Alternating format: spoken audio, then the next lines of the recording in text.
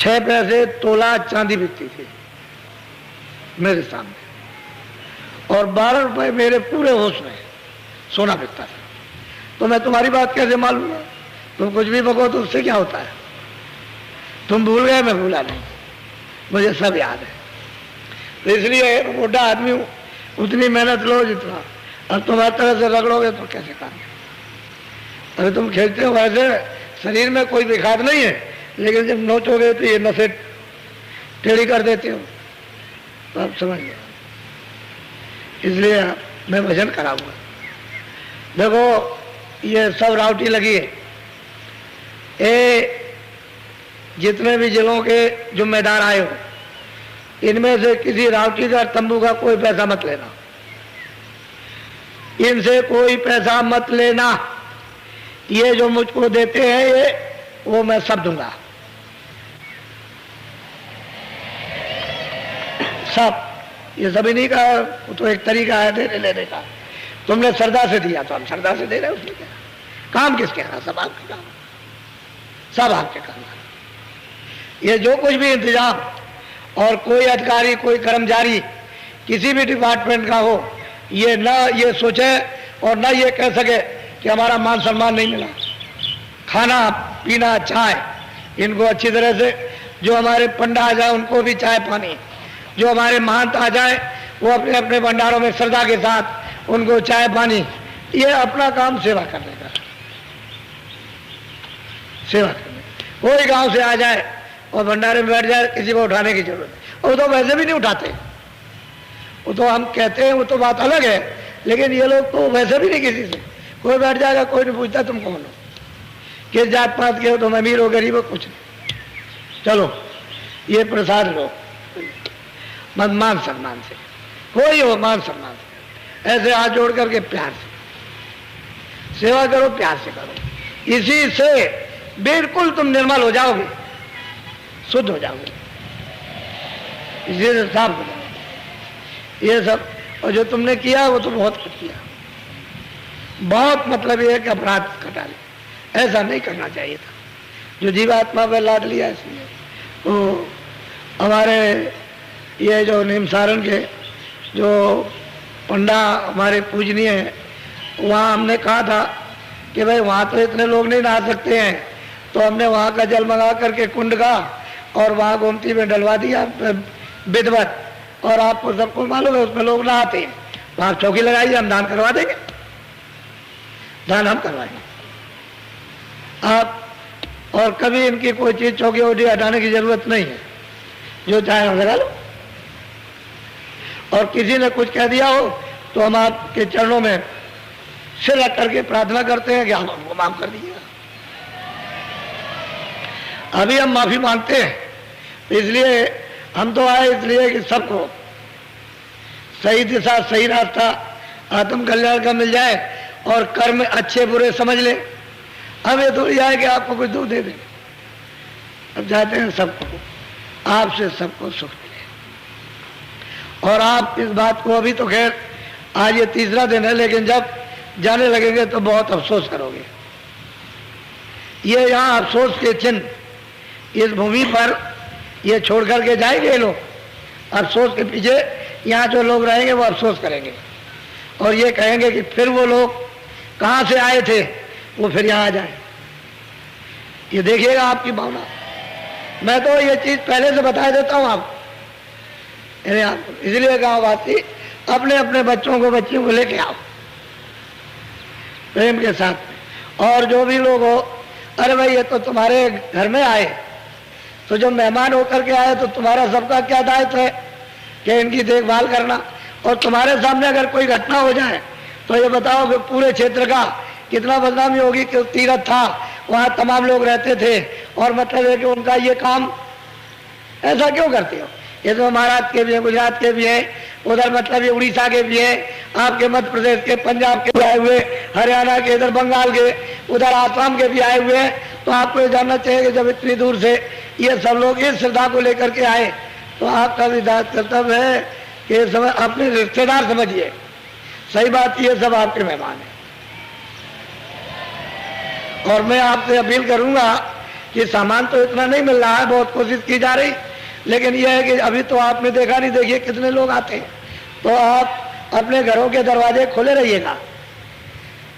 ये अगर तुम्हारे दरवाजे से और कह दिया कि तुम चले जाओ तो इसका क्या अपराध लगेगा आपको नहीं मालूम। दरवाजे खोले रहिए और उसे कहिए आप लेटिए और आराम से रहिए, तो ये रह जाएंगे वहां जाएंगे।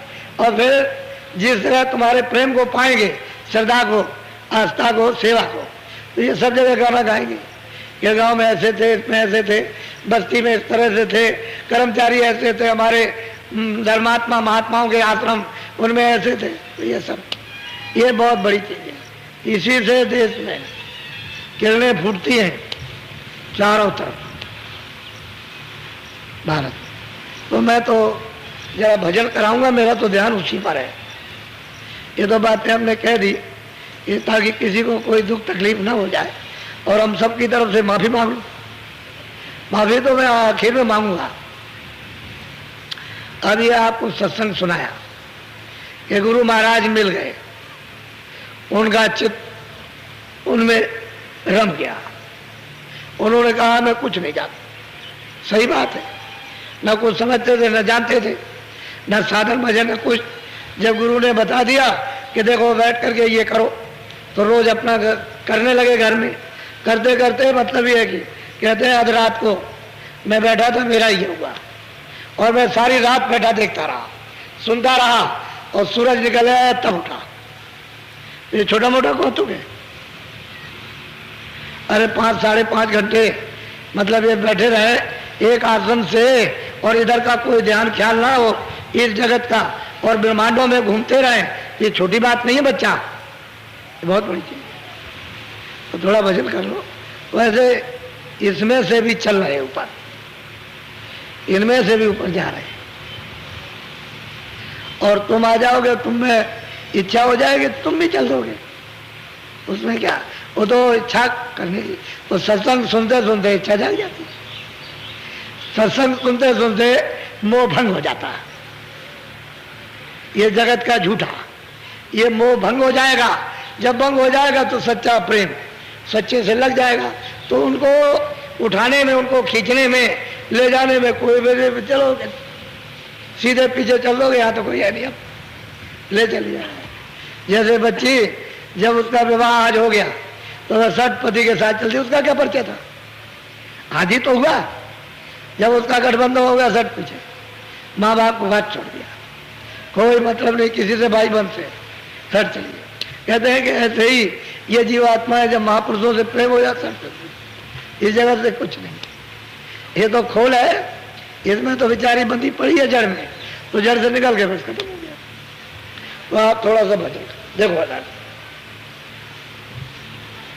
ये बैठक सबसे अच्छी है। वैसे जब लेट के करना तो लेट के करना, लेकिन ये बैठक है, कहीं भी 2-4 दिन बैठ के सीख लो। ऐसे बैठ जाओ, पर हाथ रखो, ये आंखें बंद, ये दोनों उंगलियां जरा कपड़ा ऐसे डाल लेना ताकि आपकी उंगली कोई ना देखे और आंख ना देखे। कपड़ा पड़ जाए आंख के ऊपर सामने, और उंगली भी ढक जाए, और आंख भी बंद की, कान भी। ये दोनों आंखों के मध्य में ये सूरत, ये जीवात्मा बैठी है, ये बीचों बीच में दरवाजे। वैसे दरवाजे अंदर नहीं है, शरीर के अंदर जीवात्मा नहीं है, बैठी है दरवाजे पर। अब कूड़े कचड़े ने जब प्रेशर दिया, जब जीवात्मा के प्रकाश पर तो दब गया, दब करके इधर इंद्रियों की तरफ में फैल गया, आंख से निकल गया, कान से निकल गया, इंद्रिय से निकल गया, इधर चला गया। अब ये मन बुद्धि चित्त जगह जगह जहाँ चिंतन है, जहाँ संकल्प विकल्प है, जहाँ वासना है, जहाँ मोह है, वो फैल गया। तो यही जीवात्मा शक्तिहीन हो गई। अब इसमें कोई शक्ति, अब जब इसको सिमटाव कर लेंगे वहाँ महापुरुष, और इधर ले आएंगे, फिर देखो जलवा। जलवा तो तब देखने में आता है जब इसका सिमटाव होके यहाँ आ जाए। फिर इसको क्या, तभी तो रोज बैठते थे, रोज बैठे रोज कहते हैं कि बस एक दिन ऐसे ही बैठते रहे रोज, और एकदम से कहते हैं चढ़ गए ऊपर एक बार। और फिर जब चढ़ाई हुई तो वहां जब देखने लगे, तब तो फिर मतलब ये रोज रोज प्रतिरोज, दिन प्रतिदिन, रोज हर रोज, फिर ऐसे रोज चढ़ गए, फिर तो चलते ही चले जाएंगे। फिर क्या, इसलिए थोड़ा सा आप 25 मिनट भजन कराएंगे। कितने मिनट? नामदान आज नहीं होगा, नामदान बच्चे बच्चियों गांव वासियों कल होगा, आज नहीं, क्योंकि मैंने परसों दिया और कल दिया। अब एक दिन छोड़ दें तो ठीक रहेगा, कल होगा नामदान, आज नहीं। तो कल आप जब नामदान का जब समय आए तो चूकना नहीं, ले जाना, अमूलक चीज है। सोना चांदी इसके सामने कुछ नहीं, राजपाट कुछ नहीं है, इसको ले जाओ, ये तुम्हारी निजी संपत्ति है, ये आत्मधन है, उसको ले जाओ और कुछ घर में कर लो, देर करने की